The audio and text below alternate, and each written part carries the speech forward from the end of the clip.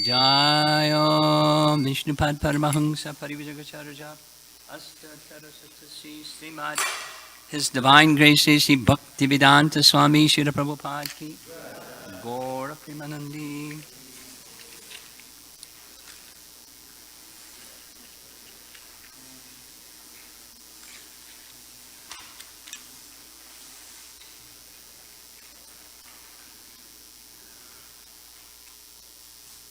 Nice to be visiting a temple again after a while. It's been a while. No, it's okay. It's quite okay. Just 2 comments before I begin. Hearing Amalabhakta Swami's narrating voice again was like thrilling. No, I won't. And can the pujaris, somebody in the pujari department say, what's in Rukmini's little bag? What she got in there? Goodies for Dorcadies. Huh?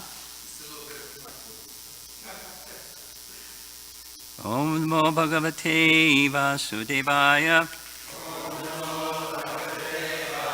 Om Namo Bhagavate Vasudevaya. Om Namo Bhagavate Vasudevaya. 2:19 answers by citing the Lord's version. Very special chapter. Tam priyamanam samupastitam kavim praja visarge nija shasanarhanam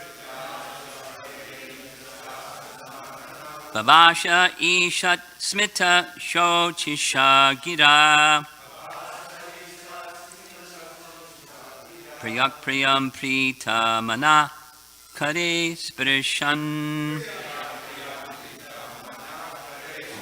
Tam priyamanam samupastitam kavim Praja visarge nija shasanarhanam Babasha ishat smita shochisha gira Priya priyam prita mana kare sprishan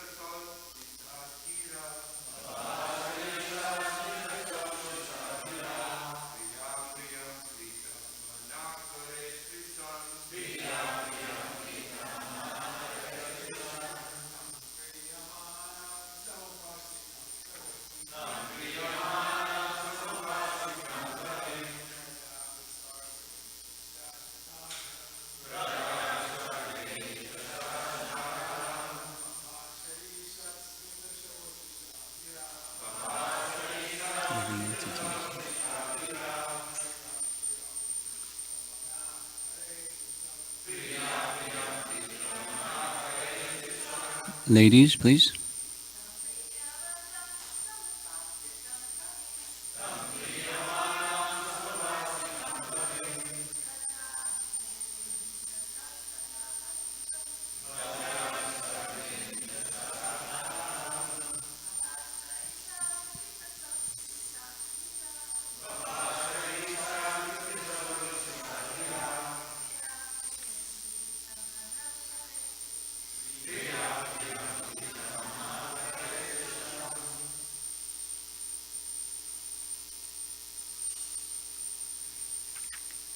Tam unto Lord Brahma, Priyamanam, worthy of being very dear,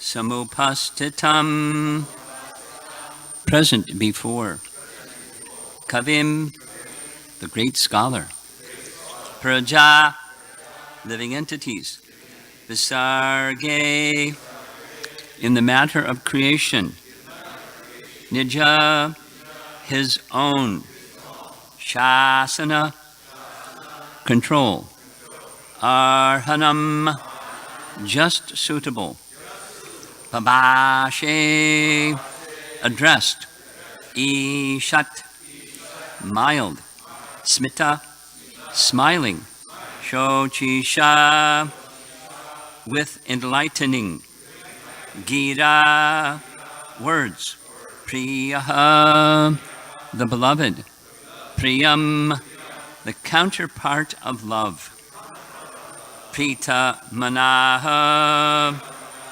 being very much pleased, Kade, by the hand, Sprishan, shaking. Translation, and seeing Brahma present before him, the Lord accepted him as worthy to create living beings, to be controlled as he desired, and thus, being very much satisfied with him, the Lord shook hands with Brahma and, slightly smiling, addressed him thus. Purport by Srila Prabhupada. The creation of the material world is not blind or accidental. The living entities who are ever conditioned, the Nitya-Baddha, are thus given a chance for liberation under the guidance of his own representative,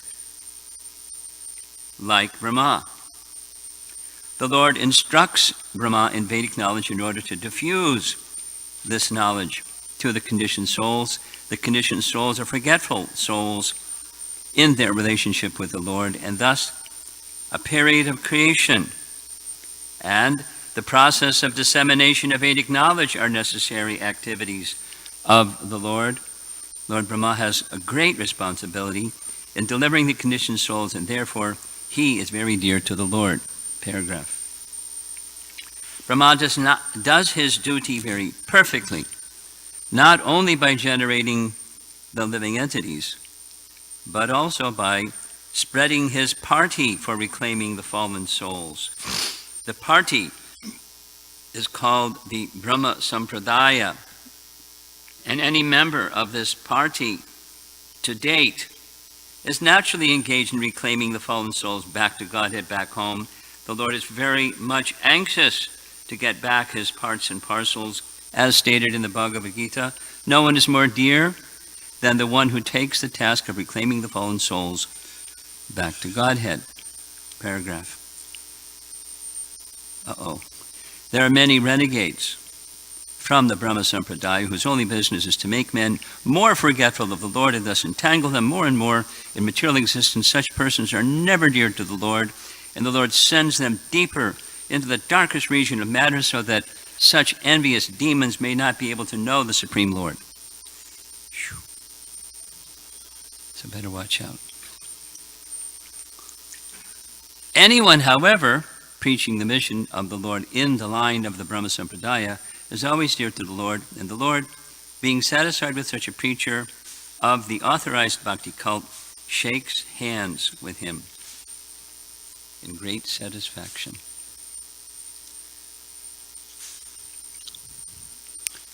So if you want to shake hands with the Supreme Lord, you know what to do now.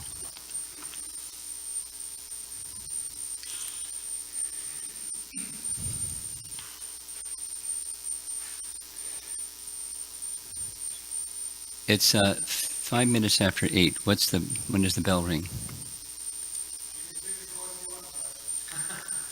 Oh, you don't say that. Okay.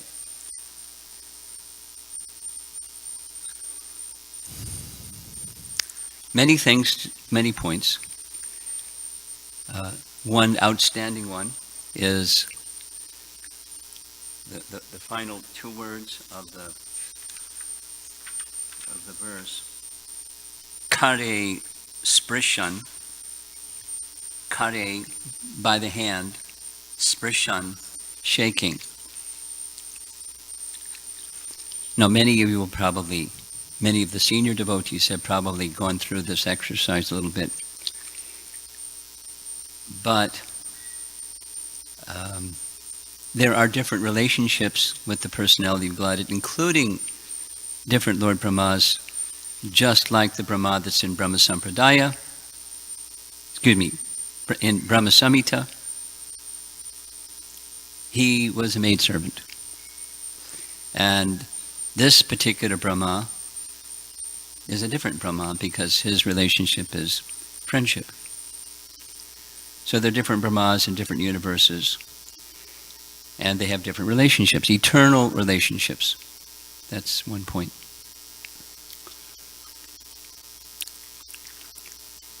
In the next verse, another point is, in the next verse, Lord Vishnu is going to say to Brahma that Lord Vishnu, has impregnated in the heart of Brahma all Vedic knowledge. And that's a lot of knowledge. And included in all that Vedic knowledge was the knowledge of how to build the universe, which is mind-boggling. I invite you, I challenge you, read 5th Cantoshima Bhagavatam, chapters 16 through 26, and see if you understand it. That's Vedic cosmology, and it's mind-boggling. It's beyond, an intellectual person's capacity to understand. Although someone may try, but it's beyond their capacity to understand because it's a very, very, very different picture of the structure of the universe. I have some interest in that topic in part because it comes up in questions and answers, and plus I'm just kind of a curious person, like to understand things that are. The universal form appears in the very first section that Shukadeva Goswami speaks. Universal form, Canto 2, Chapter 1. It's the very first question that Vidura asks Maitreya. Please explain. It's not like he didn't know, but it's all. And then the explanation is very different than what's found in Canto 2, Chapter 1. And, Cantos 2 and 3. And then Canto 5. And compare those pictures to the universal form in Bhagavad Gita. And I'm sure you've noticed. They're quite different. So it leaves scratching one's head, questioning, how come it says this over here and says that over there and says something else over there? What's going on? Which is it? Is it this or that or the other one? And the answer is they're all right. Krishna speaking, or the Vyasadeva writing. It's a picture, or Shukadeva Goswami narrating 5th canto. Where did he learn it from? He learned it from Vyasa, etc., etc. So it's Shabda Pramana. It's just a different picture of the same thing. There's different ways of describing that, but there's just different pictures. It's the same thing. It's the same universal form. A different person sees the same thing in a different way. Great sages, not just people with fallible senses. Great sages see the same thing in a different way. And it's perfectly okay. It's the same thing, seen in a different way. There's a verse I've grown to appreciate in Brahma Samhita, text 61.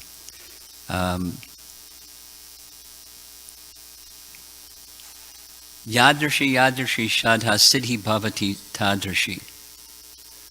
That's not text, 61. It says, so it's yadrashi tadrashi. It's like this, so that. Yata tata. I'm not a Sanskrit scholar, but I've learned a few things.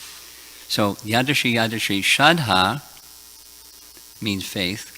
According to one's faith, siddhi bhavati tadrashi. Siddhi bhavati. Siddhi bhavati. Siddhi, Bhakti Siddhanta translates that as realization. Siddhi bhavati. Realization arises corresponding with one's faith. The same object is seen differently. The same object, like Krishna, or the universal form, or whatever, is seen differently according to faith. And Krishna reveals according to faith. So it's quite okay. And the subject matter, another point, in the verse is the word visarga. And visarga is one of the 10 topics. It's what Brahma does, the sub-creation.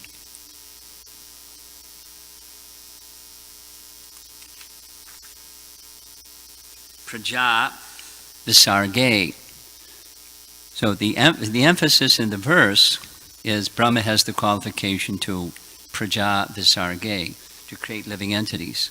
The temporary forms of living, not to create souls, but create the, visarga, the structure of the universe, and then further fill up the universe with living entities of different forms.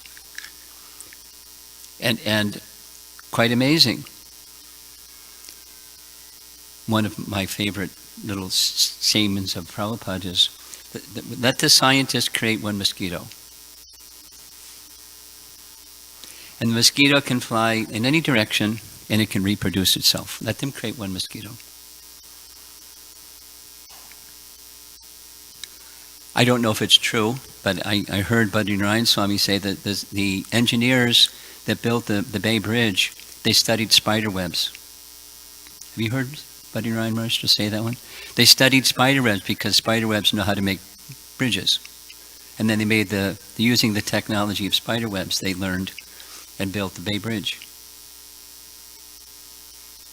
No, the spiders don't go to spider school. How they, so build a spider that can build a spider web. So anyway, what's the knowledge of Brahma to build the universe? Vast. Study Vedic cosmology. What to speak of build one. And how intelligent, how filled with Vedic knowledge is Brahma. So how qualified is Brahma in terms of building the universe? Who can say? Inconceivable. Now that's the emphasis in this verse and the previous verse, because Vishnu wants, and Brahma has this creative impetus that he's invested. He wants to build the universe.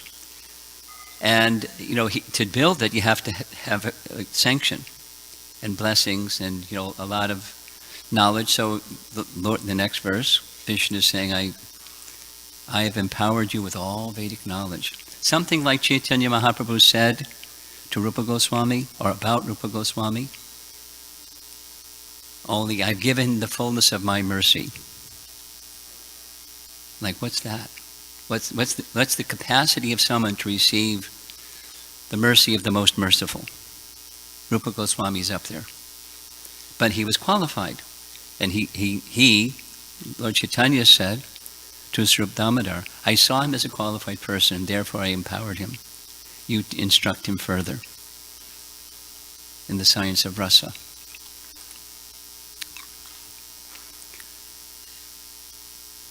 This Srimad Bhagavatam is Amala Pramana. It's the topmost literature. There isn't such literature like this. I mean, it's fair to say, it's not just bragging, it's fair to say there's no such literature like this. And of course, Prabhupada is giving emphasis to preaching. Naturally, he's, the world Acharya, invested with potency to spread the teachings give the teachings and spread the teachings of Chaitanya Mahaprabhu all over the world, starting with the English-speaking parts of the world, and this is his Bhaktivedanta purports, which then have been translated into so many languages and so forth. His vision was the suffering of living entities should be given an opportunity at least to not have to suffer. But how do you not suffer? As long as one is in the material world, how does one come to the material world? As long as one is in the material world, there's suffering. So the Vedic conception of termination of suffering is not just stop desire. That's a Buddhist idea. Stop desire. The root cause of suffering is desire. Solution, stop desiring. Try it. But that's Buddhism. And there's a path to get to desirelessness. Little Buddhism talk for 2 minutes. How do you do that? 2 things. Well, one of them is trendy, and the other one is not. The one that's not trendy is be in the mode of goodness. Compassion, non-violence, etc. Control of the mind and control of the senses. Mode of goodness. Lifestyle that's the mode of goodness. And then the other is meditation.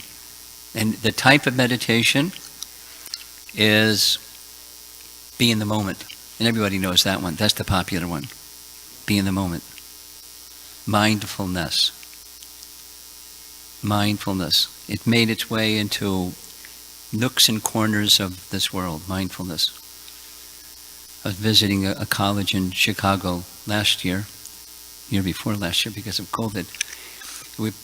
It was downtown, and we went through a street to get to the university. Big sign, the Mindful Burger.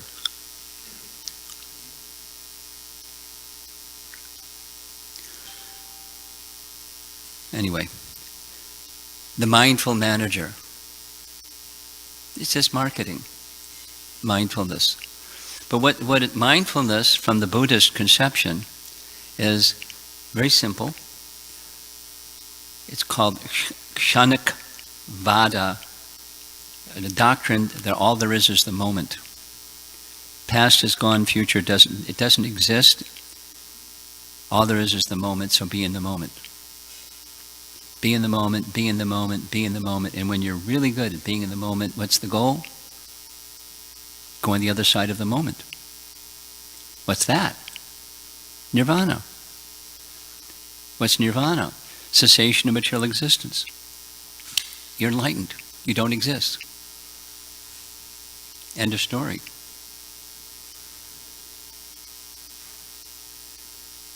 That's the Buddhist conception. And the Vedic conception, what Brahma Sampradaya is teaching, the Vedas are teaching, and which Buddha rejected, is the root cause of suffering is ignorance. And from ignorance comes ignorant desire, because living entities have desire, comes ignorant desire. And ignorant desire comes ignorant activity, comes suffering. So the solution is knowledge. But what kind of knowledge? There's different kinds of knowledge. And noticing in the first paragraph of the purport, the second sentence, the living entities who are ever conditioned or nityabadha are thus given a chance for liberation under the guidance of his own representative, like Brahma. So just a little sharing, because I've been, in morning classes, been covering Uddhava Gita, and it's really profound. So at the end of chapter 10 of Canto 11, Uddhava asks a question. My dear Lord Krishna, could you explain this seeming contradiction, I'm paraphrasing, he doesn't use these words. There's this phrase nityabadha, and then it says that nityabadhas can become nityasiddha, but how is that? Because nitya is nitya. It's either this or that. How can you have nitya both? Paraphrasing the answer, beginning of chapter 11, Krishna says, your question is misleading. Misleading because the soul, like me, is not conditioned.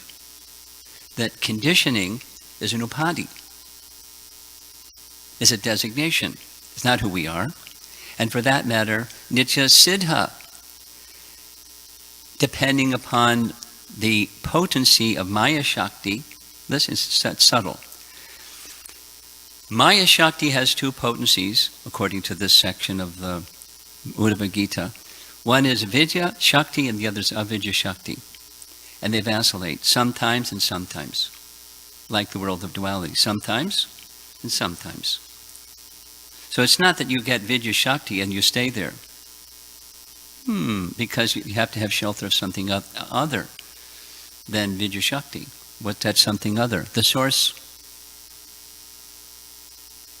And so then he goes on to say, the internal potency, besides the Maya Shakti, the Antaranga Shakti, inherently is knowledge. So the soul is pure. The soul is neither nityabadha nor nityasiddha, although the language is there. So what the purpose of creation is to help the nityabadha folks come to the stage of not just nityasiddha, but, the eternal associate of Krishna. That's the purpose of creation. Relieve people of ignorance, but not just, here's a bunch of, cultivation of knowledge and get higher and higher and higher in the ascending process and you're on top of the mountain. And then you slide down the mountain again because you can't stay there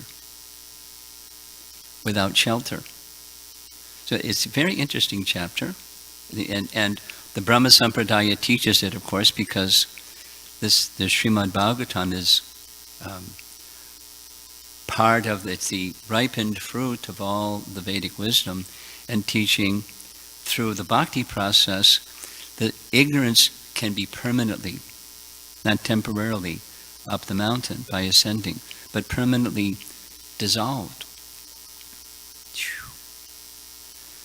And here we are, like little people, in touch with this opportunity to achieve that. And Vishnu is saying, next verse, you're capable. You can understand the purpose of creation and you can do it. Here's the knowledge how to do it. Here's the creative potency to do it. Go, Brahma, go. And Prabhupada is saying something similar in his purport here about the followers of Brahma, those who are taking up the cause of Brahma, not the deviating in name only, but in the actual living of the life of Brahma Sampradaya. Give the teachings according to our capacity with no adulteration and just give the teachings.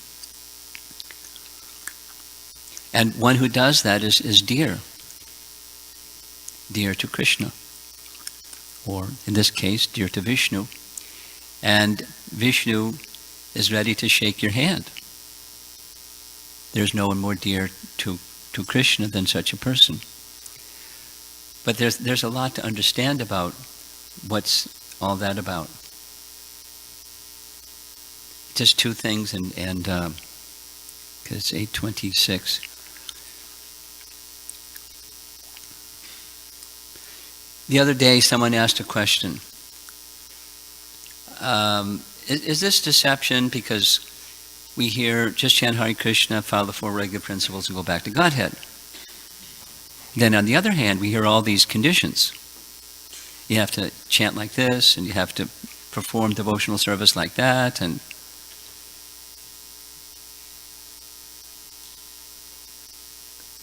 how are we to process that? I mean, we didn't say is this deception, but that was kind of implied in the question. At least that seemed to be what was implied in the question. And then here's another one. Many of you, probably all of you, have seen that wonderful film that Yadobar and Vishaka made of Prabhupada, the Hare Krishna, the founder of the Hare Krishna movement. One of my favorite little passages is, it looks like Prabhupada's in a television studio and there's this fellow sitting behind his desk like interviewers do, and Prabhupada's seated over here. Swamiji, you came, something like this. Swamiji, you came to America, to the West, and you must have come with a message. What's your message? Doors open. Prabhupada could have said anything. At least the part that's in the little clip. Know yourself. 2 words. And then the reporter goes, know yourself. Prabhupada, know yourself. No, then unpack that. That means lots of things, to know yourself. Lots of things, just like chant Hare Krishna, follow the 4 principles. You go back to Godhead. It's a sutra, then within the sutra is so many things.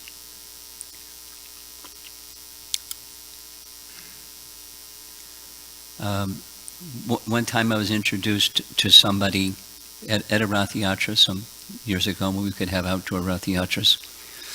And it was being introduced, and the person said, I just have one question. What's that? Why creation? 2 words. So here's the why. No, there's a second one. Living entities get a chance to mess around, to enjoy independently, and there's a playground, go play in the playground. It's not a nice place, but here it is. And the other is to rectify that mistake, the ignorance. The root of ignorance is to ignore Krishna. It's an opportunity. And the Brahma Sampradaya is to provide that opportunity, and we're being given the opportunity to assist. Primarily, resting upon our founder Acharya's teachings, say Prabhupada's books, and then how to present Prabhupada's books in such a way that the audience that we're trying to present this knowledge can receive it. Sometimes it's just distribute the books. But, sometimes it seems like these days one has to be a little bit creative. Just 2 days ago, I listened to an interview of the devotee in Sweden, Prabhupada disciple, his name starts with a V. I forget his name. Somebody here, Prabhupada disciple? Huh? Who's the one who started in Stockholm? I forget his name.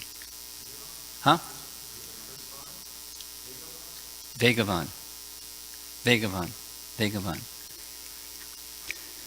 So Bhagavan said he was with Prabhupada in Australia. Prabhupada said, go back to your native country and start Krishna consciousness, and here's how you should do. Wear Western clothes. Now, that was revolutionary during that period of time.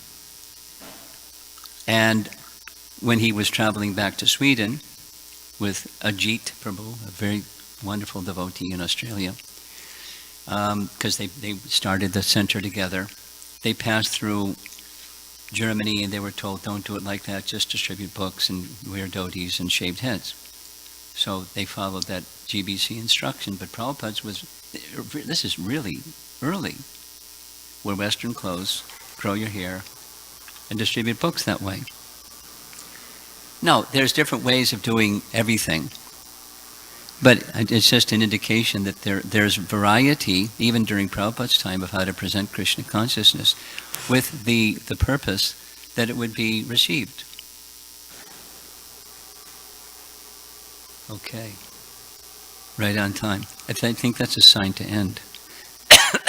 So we distribute, but we also have to exemplify what's in the books, because otherwise people will go, the emperor has no clothes, or, you know, you don't live by your teachings.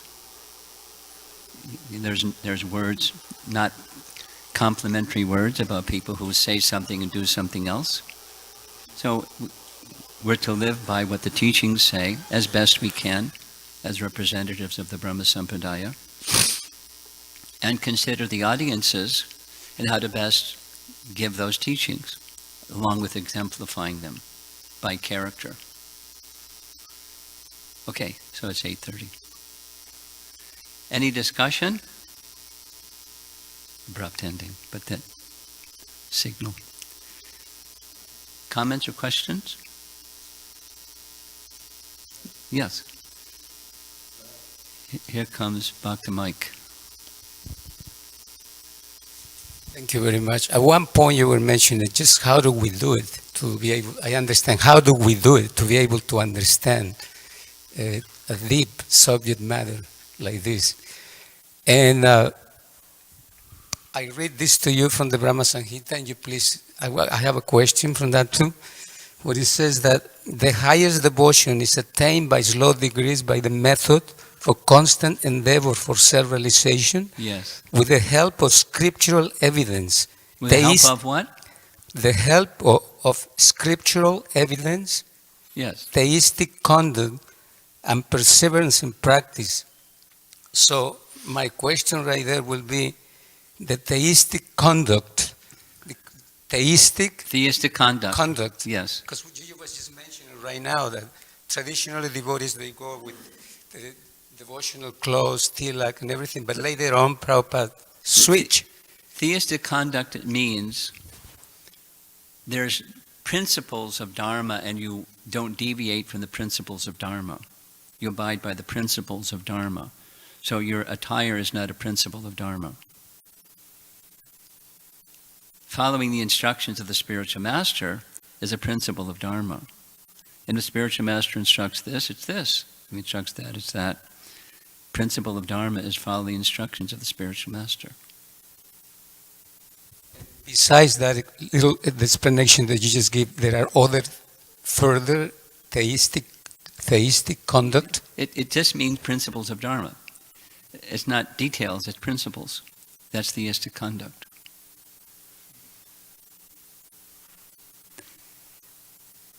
Prabhupada, we know from Nectar Devotion, there's principles and there's details. You're familiar with that discussion.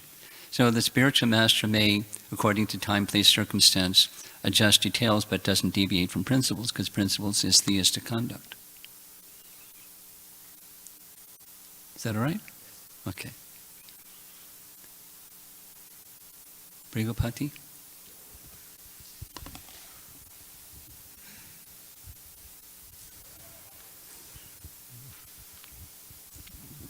John, thank you much. I really liked your analysis of Buddhism. The past is gone, the future doesn't exist, so be in the moment. So do the Buddhists have, is nirvana just a conception, or is there an experience attached to that? The teaching is that it's an experience. It's the state of going beyond the moment and entering into light, or enlightenment, or nirvana, where any trace of material existence is gone. Now, the next question is, what's that place? But the first is, it's an experience. No, it's temporary, because it's like anesthesia. Because the soul is conscious. You can't stop desire because it's concomitant with the living entity. But under anesthesia, you don't experience desire or anything other than anesthesia. So are you suggesting that it is a real experience? Yeah. I mean, consciousness doesn't stop. So what are you experiencing when you're under anesthesia? Have you had anesthesia? Yeah. Yeah. So you're not experiencing anything. And there's no sense of passage of time either. You've had that experience? Yeah. It's like, It's not like sleep. It's anesthetized. And that's what the state is. That's their experience. So it's an experience of that. And then they can attest to the experience when your anesthesia wears out. You don't remember what it was like because you're anesthetized, but you know that it's something other. It was there an experience. Jiva Goswami touches on this question in Tattva Sandarbha. And he refutes this other doctrine based on Srimad Bhagavatam's teachings. If you're curious, you can read it. You can look up Shankavada doctrine or Shankavada Buddhism. Twice he touches on it in Tattva Sandarbha. But it isn't yours specifically, it's an experience. Because consciousness doesn't stop. His argument is you know that it happened because you have now something else. Therefore you was something. Okay, so there is such a thing. It's an experience. Is there a mistake that they think it's the absolute experience? Yes. It's not absolute. I mean, there are different brands of Buddhism, just like there's brands of everything. And some say there's a soul, and some say there's no soul. Buddha was silent. Some say there's soul. Brands of Buddhism today, some say there's a soul. Some say there's no soul. But soul is conscious. That's our Vedic teaching, and Jiva Goswami touches upon it based upon Shastra Praman. There's consciousness, always. So, does that answer your question?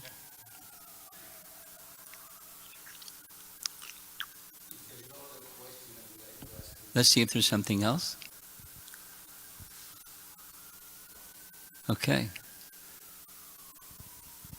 Maharaj, at one point you were mentioning that, for example, in the Bhagavad Gita or Srimad Bhagavatam and other books will be something that may appear differently.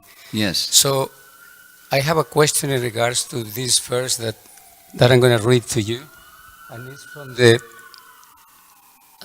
Srimad Bhagavatam 4:29, where it says that everything happening within time, which consists of past, present, and future, is merely a dream. Yes. That's the secret of understanding in all Vedic literatures. Yes. Someone reading this, just this verse, someone reading this verse can easily merge that into impersonalism. Sure.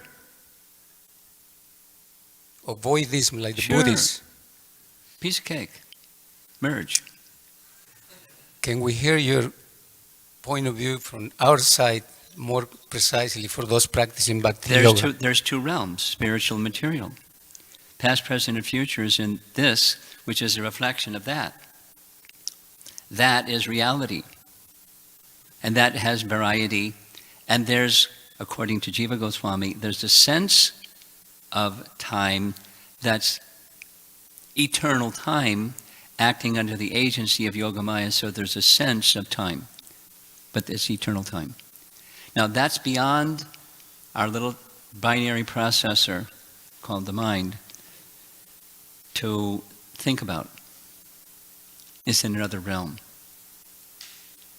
No, impersonalists use that same kind of, talk. Nirvachaniya. You can't explain it. But there is this Vedic and there's a, non-Vedic way of something that's inconceivable. There is a realm. It's consistent in different places within the Vedas, certainly within Bhagavad Gita and other places. There's a spiritual realm that's eternal. And there's detail that Jiva Goswami explaining. There's a sense of passage of time, but there's no passage of time. Just like eternal activity. What's Nitya Lila?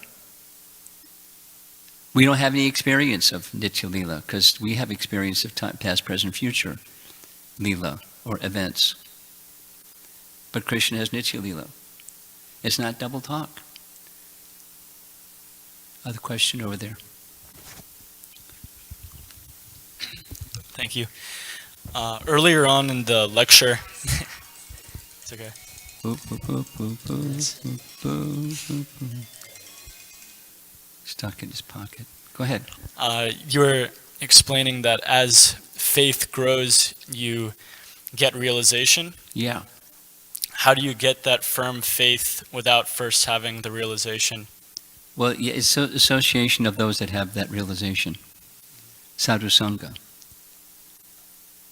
So, in response to your question, there's a really nice verse, often quoted, where Krishna speaks to Uddhava,